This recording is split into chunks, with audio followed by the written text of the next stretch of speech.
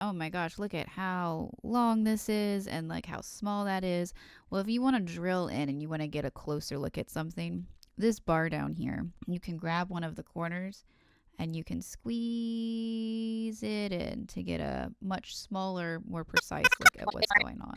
Second round, take one, mark.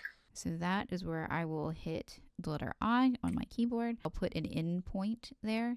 You can also use this little key here to mark your in point. I use this as a safety, so I'll mark my in, and then I will also use the M key to add this little marker here. But if you don't use the little M key, you can add marker. So you can right click and then in this drop down, you'll add marker.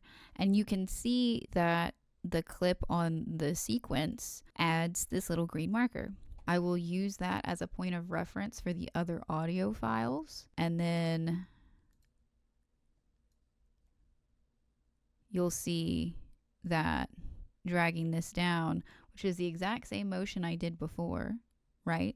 But it's missing all this beginning of the clip. Whenever you select an end point or an in and an out point, so if I just go here, right, and I hit O, I set an out point. And I drag again, it gets even smaller. So that's just some things to like help with your workflow. If you just need that tiny portion of it, that's the fastest way to do it. So you don't have to like put it all on the timeline and then cut it down. You can do a lot of that work up here in your little preview window. And then on my timeline, I'm going to go stretch everybody in because as you can see, there's just a little bit of difference and I'm sure we'll be able to hear it. Don't be afraid to speak up. See, so if we move this just slightly to the side, and then this is what desynced audio would sound like.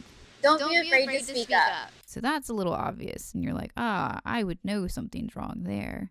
I probably did 2 or 3 goes at it. You can see there's a lot of talking here and then it dips off and then there's a lot of talking here and then it dips off and then about right here. It looks like there's some pretty big continuous talking. So that's probably where my best take was. And again, remember, Control Z exists. You can undo pretty much anything that you cut, delete, merge, whatever. Play around, it's okay. The rule of thumb I would give you for the amount of time that editing takes is minimum double however long it took you to shoot it, because you have to watch it back and re-listen to it